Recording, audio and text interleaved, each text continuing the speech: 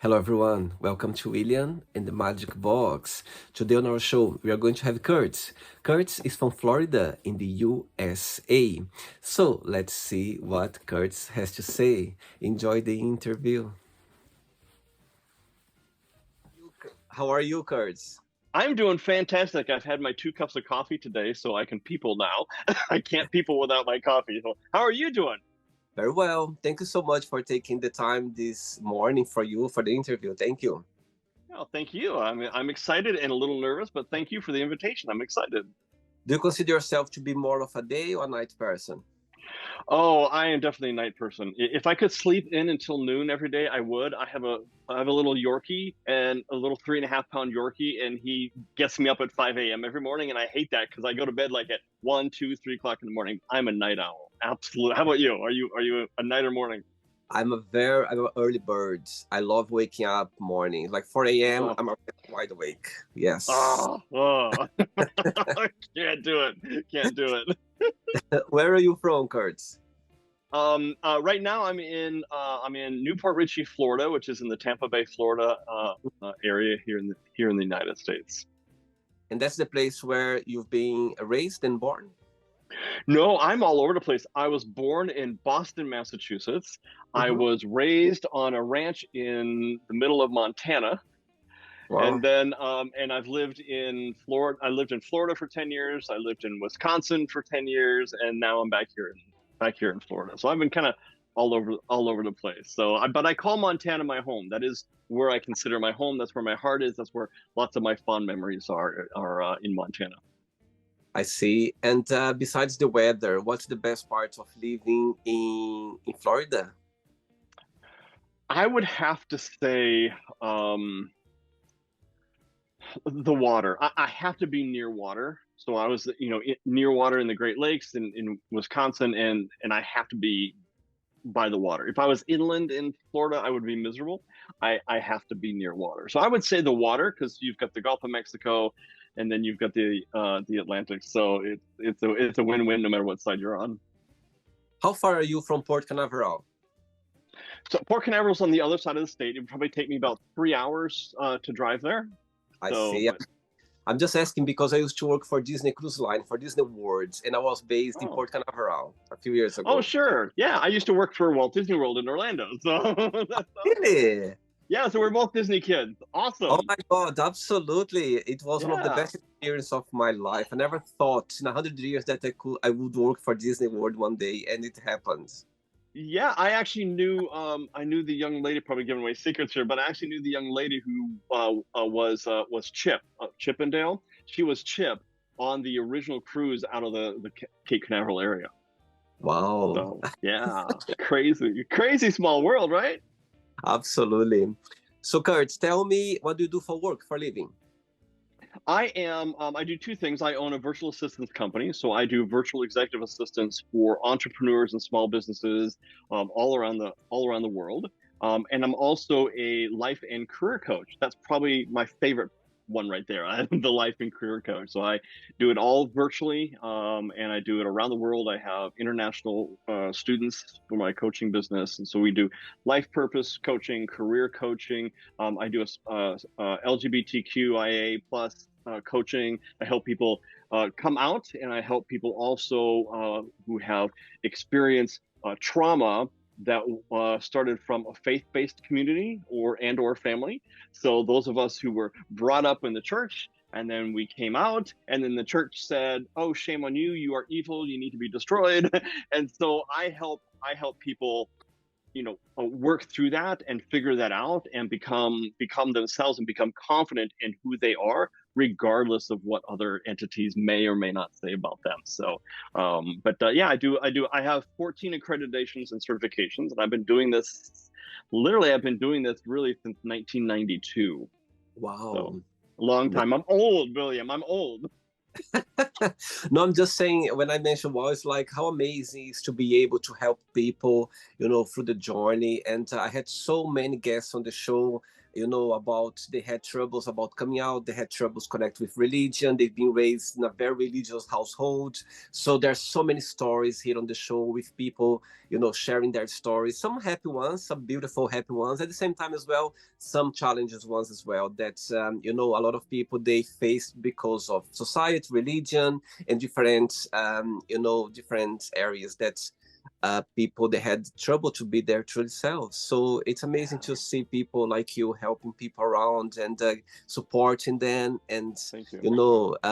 remind them that they are part of this world. Doesn't matter how your true self. Doesn't matter how you express yourself. The way you are in the same boat as everyone else. So I think Yeah. it's great. Thank you. Yeah, my motto is everyone deserves to be treated as a person of worth. Everyone does, regardless. It's like, no, we are all people of worth, and we deserve to be treated that way, and more importantly, we deserve to treat ourselves that way. I find that a lot in the gay community, right? We have so much shame associated with who we are, and that shame started when we were super young, and we carry that into our adulthood, and then we don't think that we're worth anything, right? And we think we're worthless, and we have all this horrible self identities where we can put on a mask and show everyone, oh, we've got it all together. I'm a well put together a queer man. But in reality, behind that mask, I am struggling. I despise myself. I don't like to look at the man in the mirror. And so I try to help people through that journey of saying, no, you deserve to treat yourself as a person of worth. And it's such an honor for me to walk through that journey with people and give them, and I not only give them the tools to work with, I teach them how to use those tools, and then I actually stay with them to make sure that they're using those tools correctly. I think that's like a big difference between me and a lot of coaches. I think, so I'm just not going to throw out some bumper stickers, say, hi, here's a bunch of tools, good luck. I'm going to make sure that you actually know how to use them and that they're working for you. So that's kind of the whole focus of my coaching business. Amazing, very good. Thank you. Curtis, are you ready to go on a beautiful journey through your memories in life and to share your point of views? All right. Hit me. Welcome to William and the Magic Box. So this is my best friend.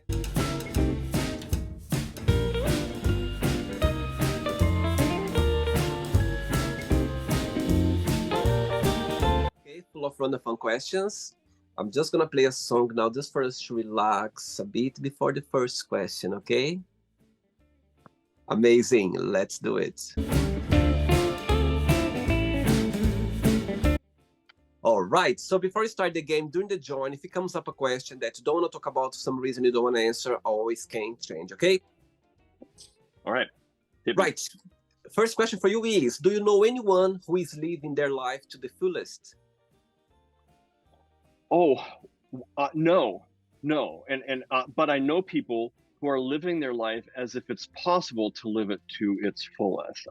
That's one of the things I always tell people, like you might not be able to live your life to the absolute fullest, but you can live your life as if it's possible to accomplish that. So to answer your question, no, I don't know anyone who's living it to the fullest. I know a lot of people who are working on it.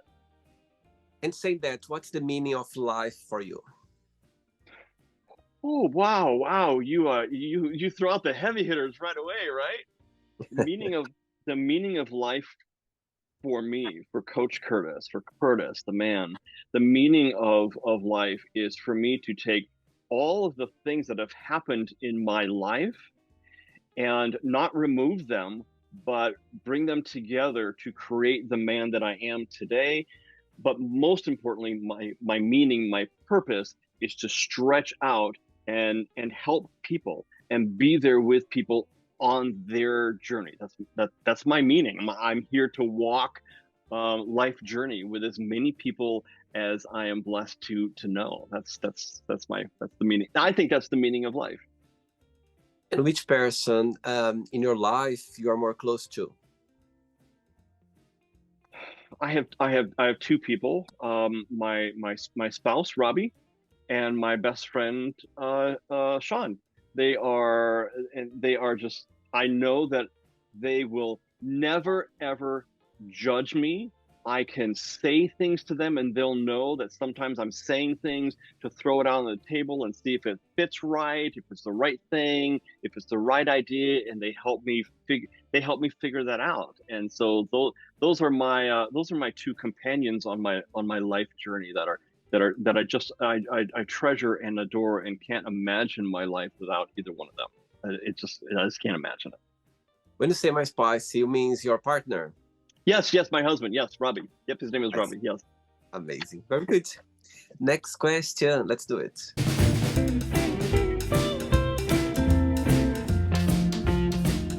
You are a good dancer, I can see.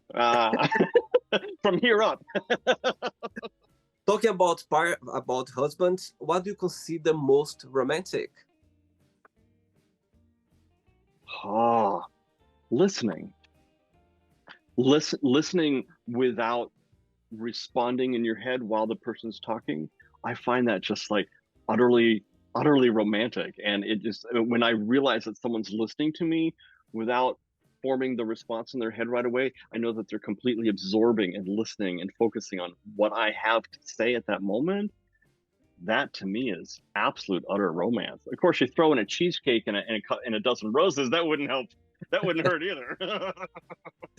Do you consider yourself to be a romantic person?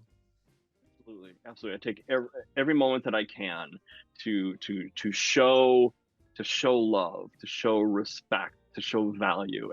Absolutely, yeah. I'm. People call me that all the time, actually. Amazing. Very good. Next question, Kurt. Let's do it. Right, before the next question, tell me what's the biggest joy of being a coach? Yeah, coaching people. What do you like the most about it? And the flip side, what do you find most challenging?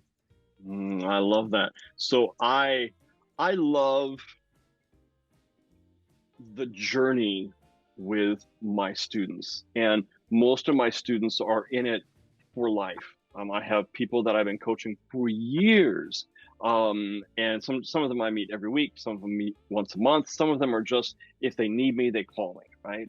But that's the biggest joy for me in coaching, is that I get to witness transformation. When you witness transformation, that requires somebody to be broken and intentionally breaking down and reforming into a new being. And I get to be a part of that, and it makes me weep. It's such a beautiful thing. On the flip side, so what do I not like about coaching? Well, that's a tough one. You're asking me to be vulnerable. I love that. For me, what I don't like about my approach to coaching, and as a businessman, is I constantly undervalue myself.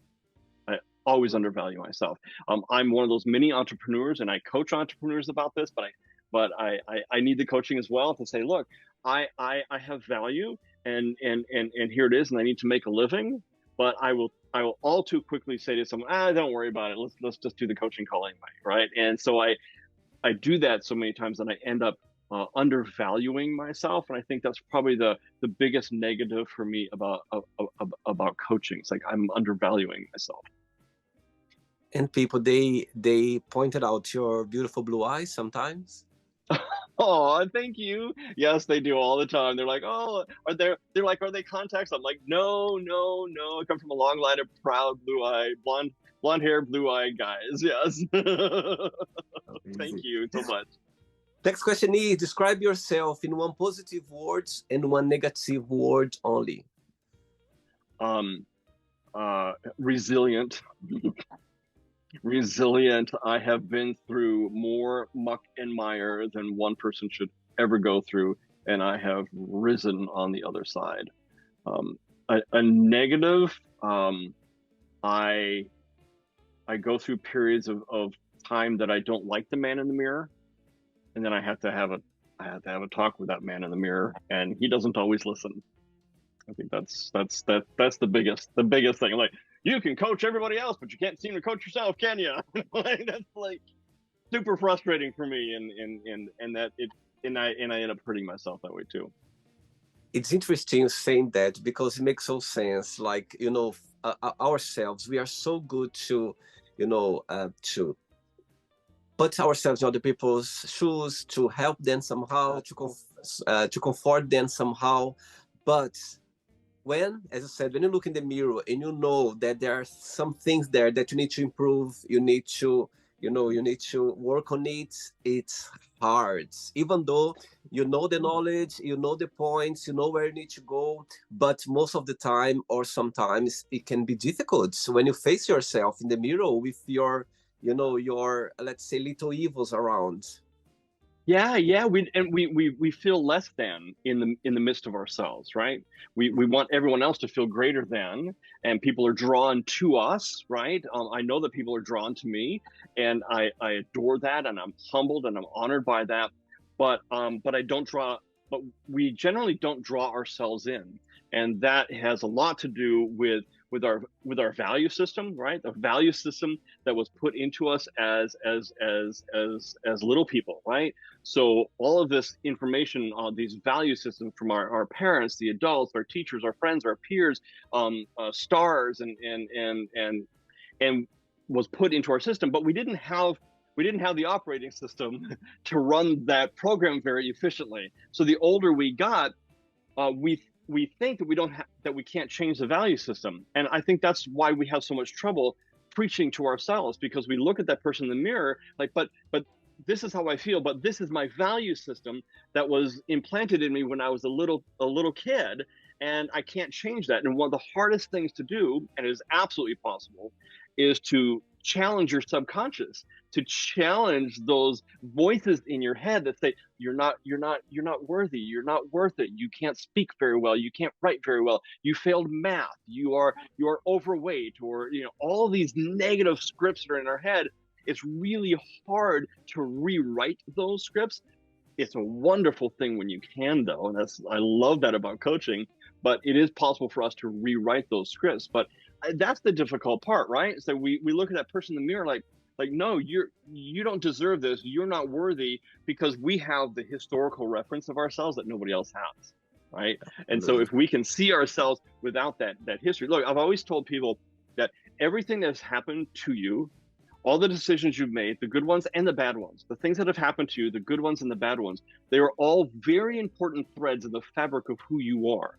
To remove just one thread is to diminish who you are. So you got to put on that fabric and proudly proclaim, this is me, these are my accomplishments, these are my failures, these are my shortcomings, and these are my strengths, and then move through life like that. Once you get to that point, then you can look at that man in the mirror and start listening to that man in the mirror. Amazing. Ready for another question? I am. Let's do it. Next question.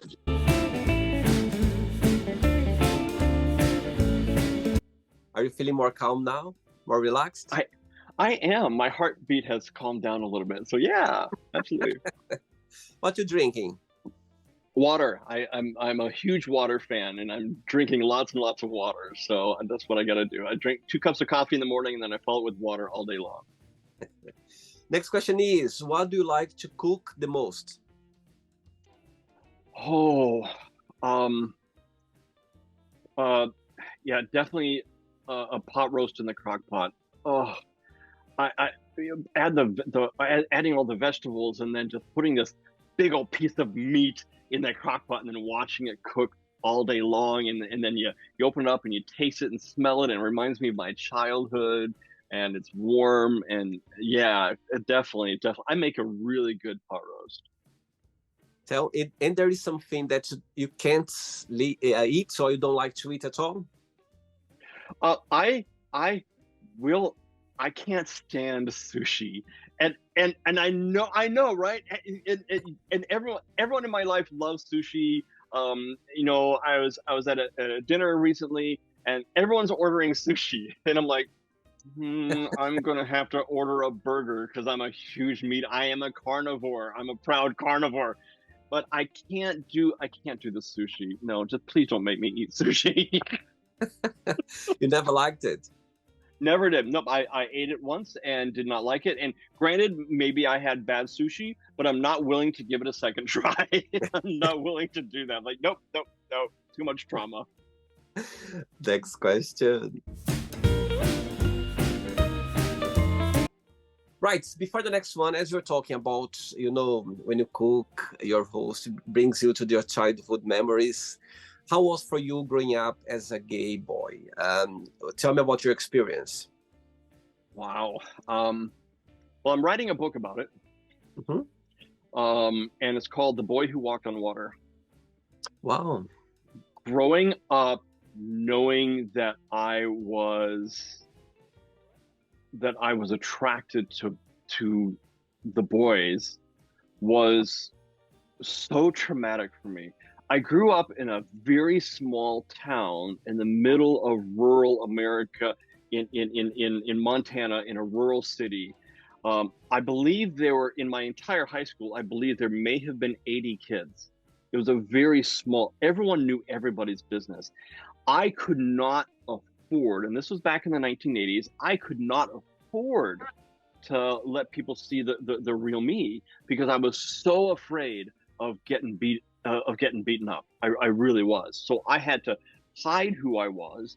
And then when I went to college, I felt like I needed to continue to hide my true self. I went to school to learn how to sing. I'm a classically trained singer, and I remember people making fun of the gay people, just like and rolling their eyes when the queer tenor stood on stage and sang the aria, regardless of how absolutely gorgeous his voice was. I'm like, no, they're not going to point their fingers at me. No, no, no, no, no, no. So I worked hard to become the boy who walked on water. I wanted everyone to see me as the perfect, heteronormative white Christian boy that I was grown up to be. And it was only after an incredibly devastating life experience that caused me to look at who I was at the very core of myself, professionally and personally. It was only after that experience that I said, the only choice I have now is to come out. I didn't have a choice. So it wasn't like, oh, it wasn't a beautiful process, William. It really wasn't. It was a frightening process. I did not fully come out until I was in my 40s. I was in my 40s when I finally came and living that dual life, right? And let's talk about not looking the guy in the mirror in the eyes, right? When you're living a dual life and struggling with that, and struggling with faith, and not wanting to hurt people, and which just causes us so much pain. And that's how it was for me. So I would love to say that oh yeah, growing up as a queer boy was wonderful. No, it wasn't. It was a horrible experience, and I hated it. I hated it. But it really came to a point when I was I'll tell you, when I was literally standing on railroad tracks watching an oncoming train. Wow. And I watched that train coming at me, and I thought to myself, it's not going to hurt for very long. That's exactly what I thought to myself. And then I stepped off that track and I said, oh, hell no. No, no, no, no, no, no. I need to be proud of who I am, and I am proud of it. And I look what I've done. I got broken down into the smallest piece that I ever thought was possible. And then I rose like the phoenix out of those. And now look at me, and I'm so proud of the man that I am today, knowing the journey that I took. And you go back to, what's my purpose in life? Yeah, I want people to know that whether your journey is joy filled or pain filled, you don't have to do it alone. You don't have to do it alone. When I came out, William, before I came out, I'm like, no one's going to understand, right? No one's going to understand. My friends are going to leave me. My family's going to leave me. The opposite happened. Most of my family embraced me. All of my friends like, well, it's about time. Everybody knew about me, right? They're like, well, yeah. Like, I'm gonna tell you something. I'm gay, and they're like, well, yeah, okay. Now, well, okay, that's fine. But what do you want for dinner, right? So it just gets so much. It just gets so much easier. So that's my story of growing up, going from pain to going from pain to pride, and I think that's really what the whole focus for me anyway of pride is. You know, gay pride, LGBTQIA plus pride is rising from the crap that's happened to us because we've taken a lot of it. Wow, thanks for sharing that, Curtis. You have no idea how inspiring is to, to talk about. And people watch this interview right now. I'm sure they appreciate that, because you never know. Maybe someone watch this interview could be trapped, in a situation that they cannot, come out for some reason. And seeing someone talking about so open up, you came out like fully on your 40s, and I think that's inspiring, because there's no, I think everyone, of course, the earliest you can come out, the earliest you can be your true self, I think is the best. I mean, there is no, you should be yourself always. There's no like time anyway.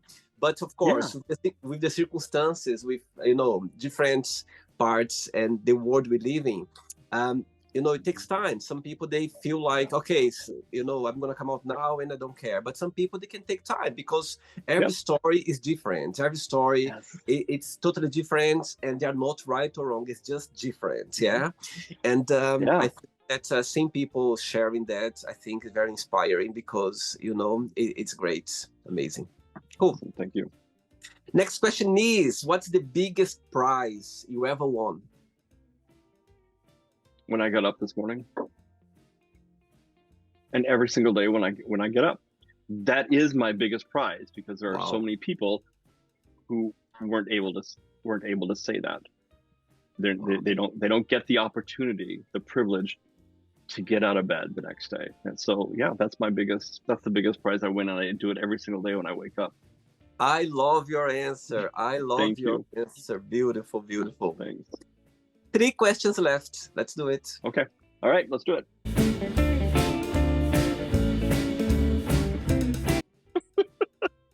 The next question for you is, what's your favorite holiday season of the year? Ooh. So it is Christmas, but I don't necessarily like Christmas. I love the joy it brings other people, and I love the joy that it brings to Robbie. Robbie's all about, we have 14 Christmas trees in our house. Oh 14. My God.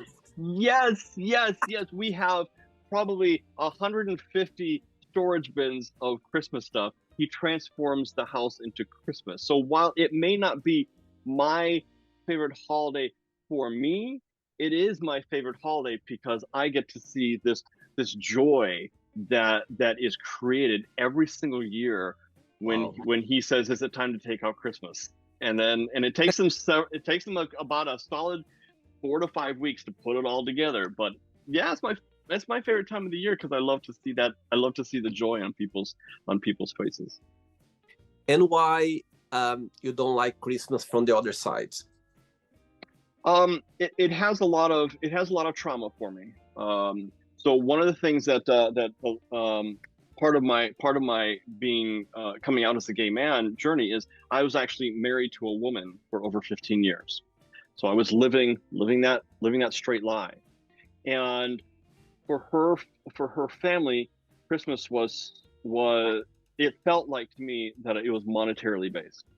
Right. And I see this in a lot of families that's monetarily based. So, parents who say, well, I spent $400 on Tommy, so I need to spend $400 on Sally, and I need to spend $400 on Roger. Right. So it needs to be equitable.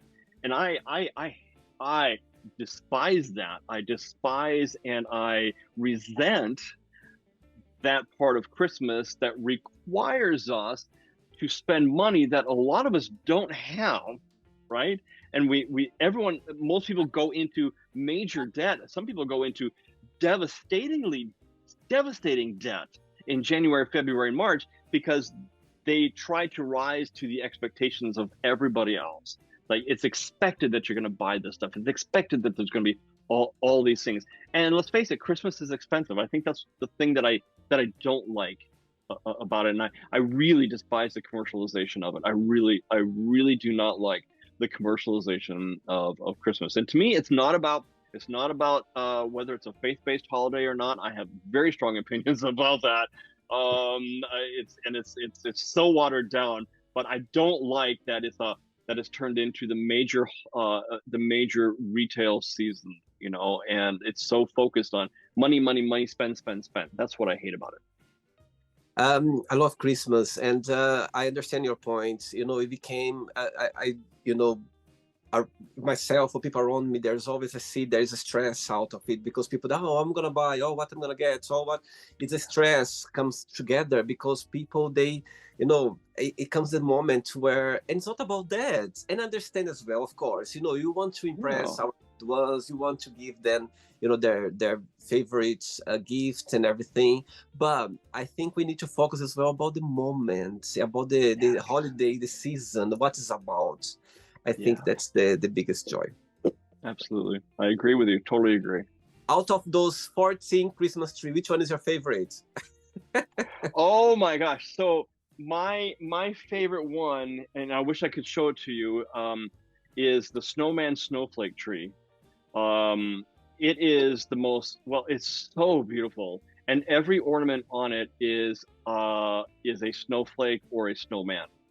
And it is so absolutely beautiful. The topper is a snowflake, and it's a musical snowflake, and it lights up and it's beautiful. And it is, to me, it is. I wish that tree would stay up all year long. It is so gorgeous. He has a snowman snowflake tree every year, but this year completely outdone himself. It is the most beautiful tree I've ever seen in my life. It's such a fantastic experience.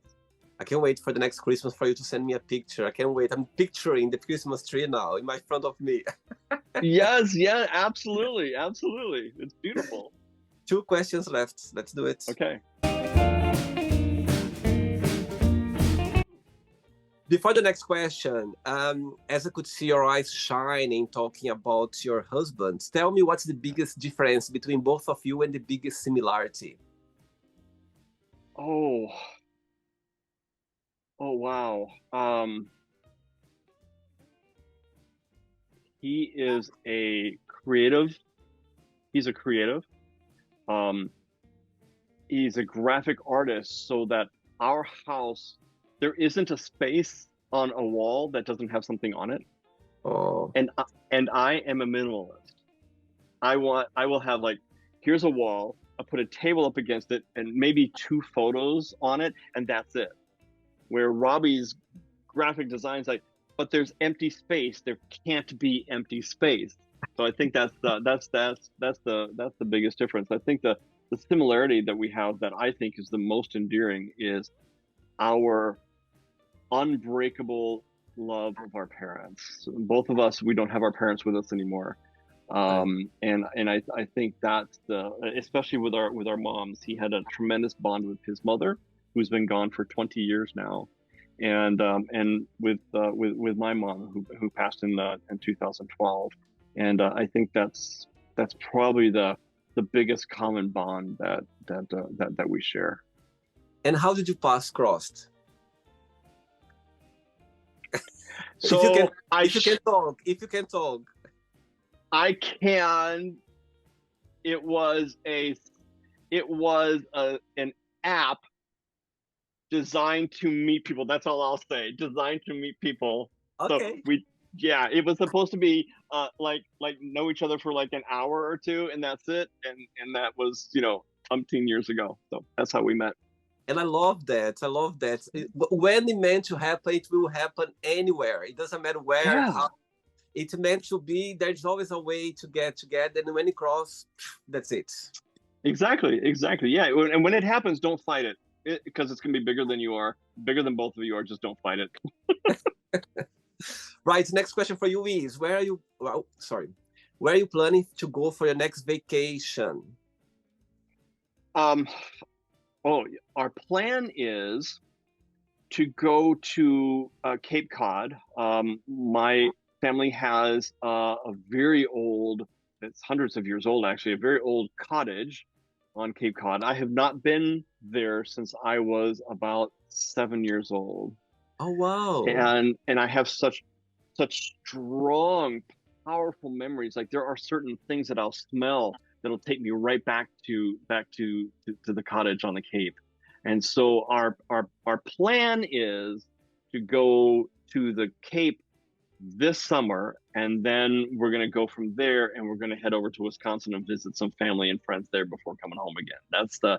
That's what we're going to try to do this year. So Actually, last time I went to the US, I was in Boston, and me and a lot of friends, we drove from Boston to Cape Cod, and also the famous city called Provincetown. Yeah, Yes. it's the gayest city I ever been in my life. It's so funny because I was in Canada visiting my friend, my best friend in Montreal, and this friend of mine, he's English, but he was in New York City, and he was like, "Okay, I'll meet you in Canada, and from there we can go to Boston, Cape Cod." That was the plan. And Nice. I think one of his friends, and he never heard of it before. Actually, he's English. He never heard of it, and it's Okay. interesting because he said, "Oh, a friend of mine said that we need to visit this city called Provincetown." I said, "Okay, let's do it."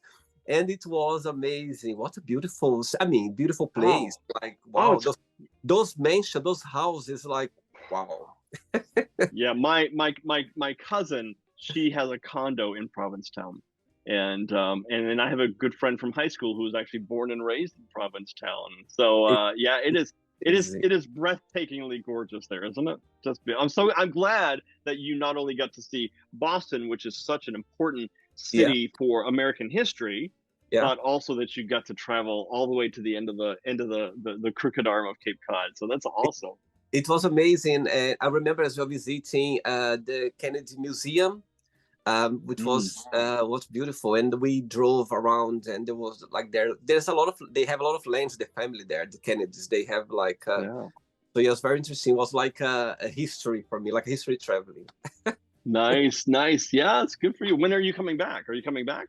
So I go to Montreal once a year because my godson, my best friend, lives there. So I try to go, and all the time I try to go somewhere. Like I went to New York City, to Boston, and next time I'm gonna try to go to Pennsylvania, but in Philadelphia. I have so many guests on the show from Philly, as they call Philly, and it's so close Yes. by Montreal. It's like an hour or Yeah. something.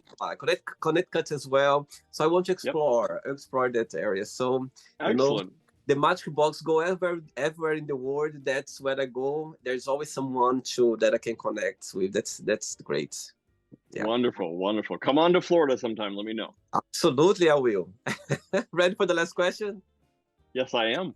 Let's do it. Last question. All right.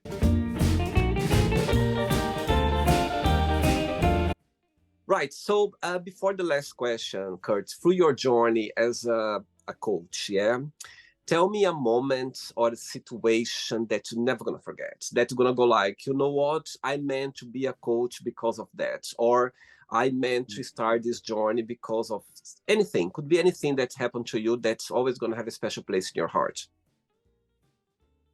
There's so many of them. Um, the one that stands out is the woman who came to me saying she didn't believe in life coaching. She thought it was a big marketable thing. Everyone was getting on the bandwagon being a life coach. And she said, I don't really believe that you can tell me anything that will ever change my life. I'm like, okay, challenge accepted.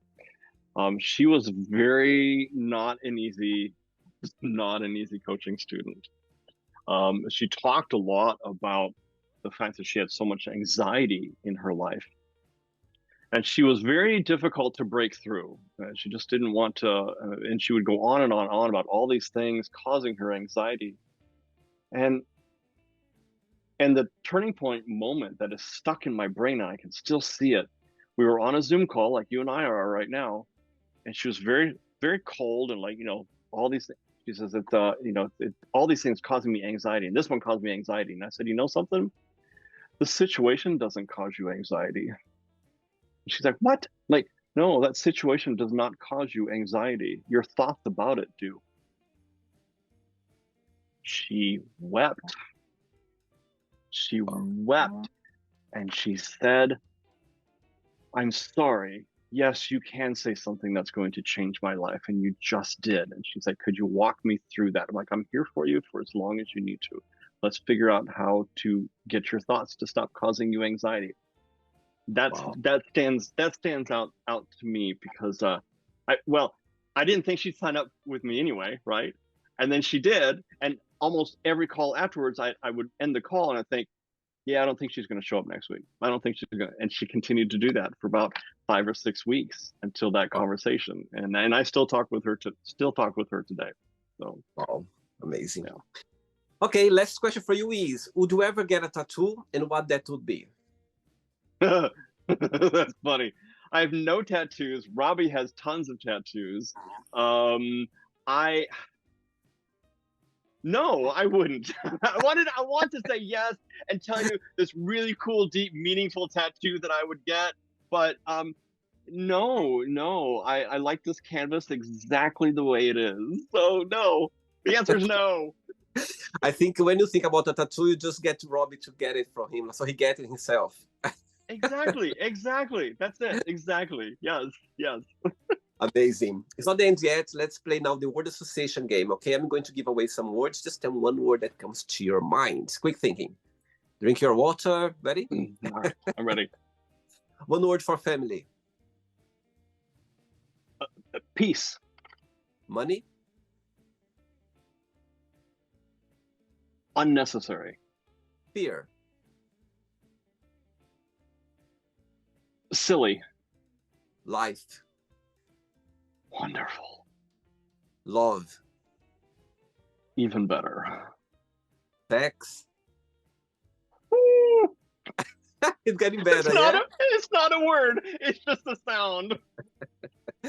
One word for religion. Individual. Okay. Politics. Garbage. Friendship.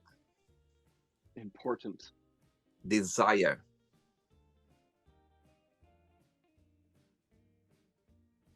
Oh, this is tough. Critical. Regret. Unworthy. Success. Individual. Wish. Dream. Happiness. Achievable. One word for Montana. Gorgeous. One word for Florida. Hot. USA, one word.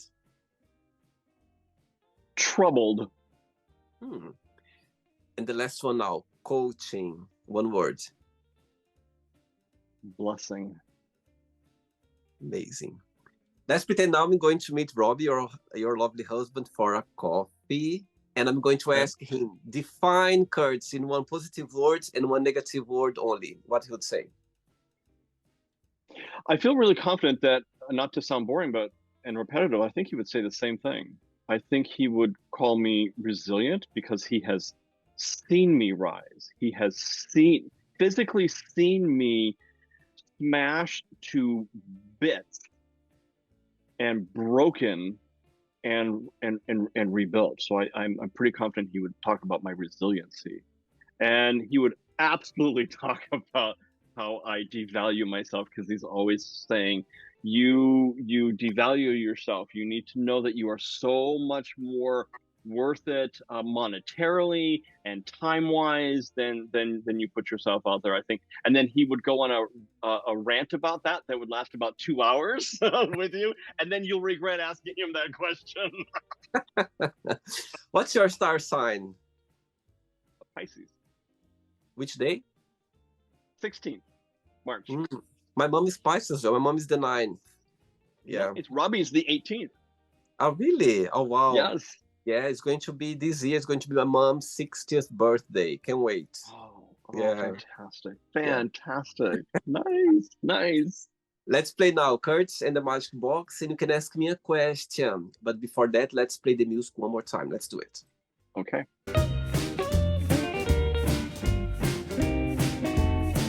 But before you ask me the question, tell me how music came into your life. Music came into my life thanks to my father. So I was in my earliest memory. I was in fourth grade, and we had a record of Tchaikovsky's 1812 Overture played by the Philadelphia Philharmonic.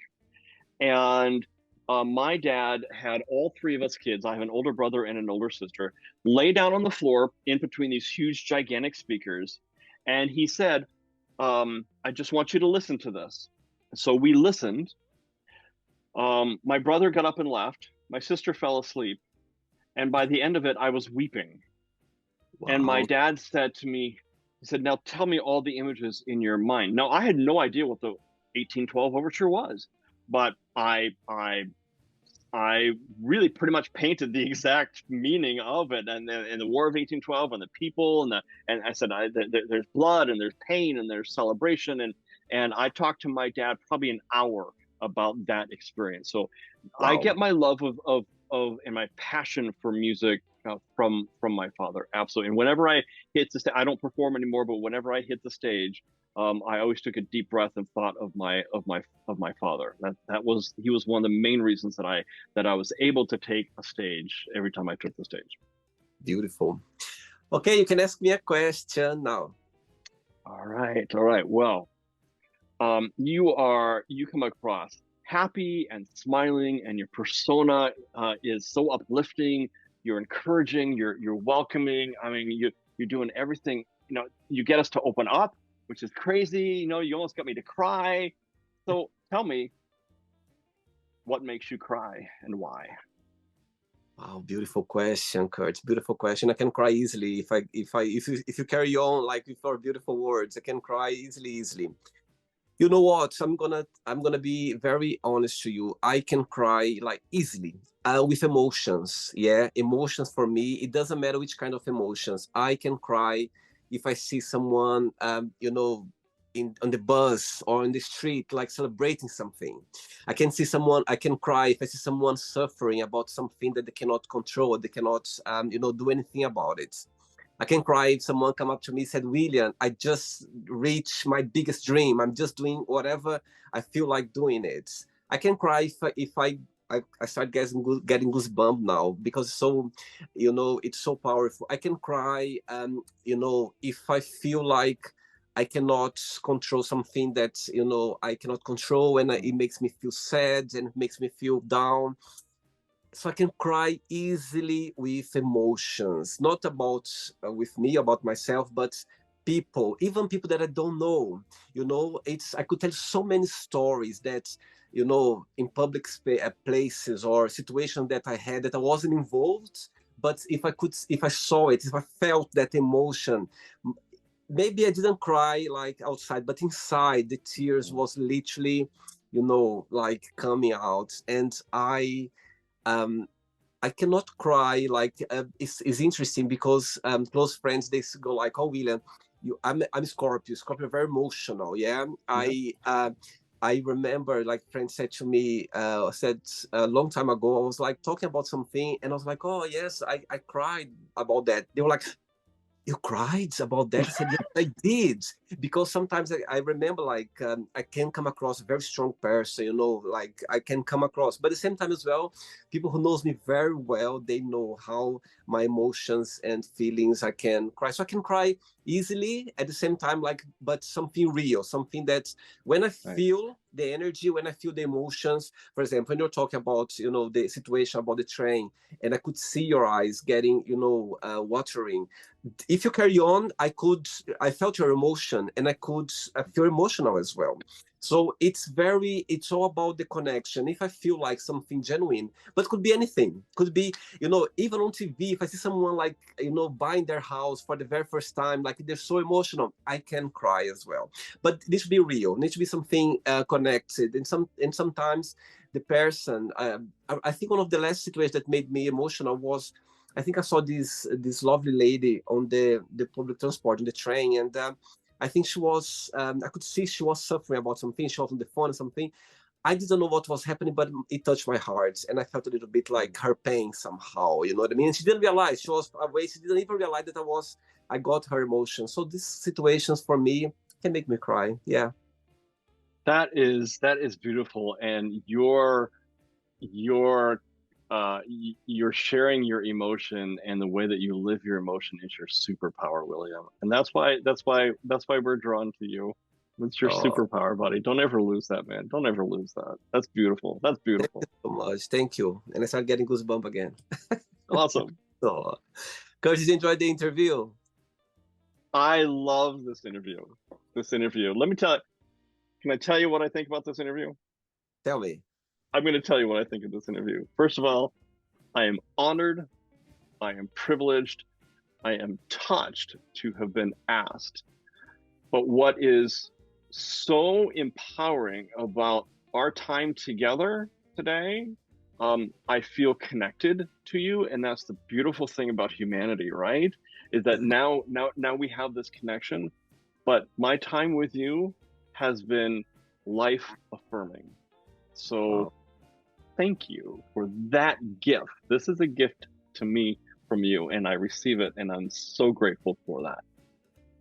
I must tell you that the gift it's mine, because every interview I have here, and we meant to have this moment today, Kurt. Tell me, for any reason or another, we meant to have this moment right now. We are Yeah, make memories right now, and I think that's the beauty of life. When something come across you, be open about it. You never know where it can take you. that's So right.